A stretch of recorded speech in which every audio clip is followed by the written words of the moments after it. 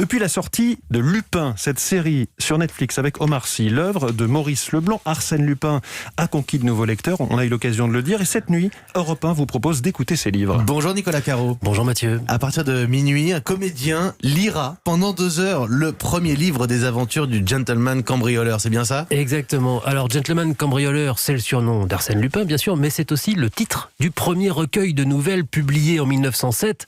L'expression résume bien d'ailleurs le personnage, mais ce n'est pas Maurice Leblanc qui l'a inventé. C'est un journaliste dans un article du Petit Journal en 1905 qui s'intéressait à un nouveau phénomène de l'époque, les malfrats, qui se déguisaient en bourgeois pour passer inaperçus parmi leurs victimes. Et le journaliste écrivait « Les voleurs sont maintenant de parfaits gentlemen ». Maurice Leblanc a repris la formule. Il a d'abord publié ses nouvelles dans les journaux et le succès a été tel qu'un éditeur lui a proposé de publier un recueil, Arsène Lupin, Gentleman cambrioleur, dont voici un petit extrait lu par le comédien François Berland. Sa patience, son art du maquillage, sa prodigieuse faculté de transformer jusqu'aux proportions de son visage. Pourquoi, dit-il encore, aurais-je une apparence définie? Pourquoi ne pas éviter ce danger d'une personnalité toujours identique?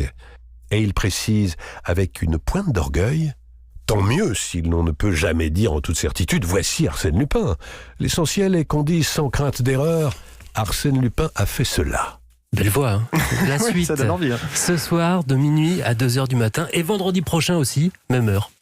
Merci Nicolas Caro. Simplement parce que maintenant il y a quand même 2 salles, 2 ambiances quand on parle d'Arsène Lupin. Vous l'aviez joué cette semaine, la chanson de Jacques Dutronc, bien sûr.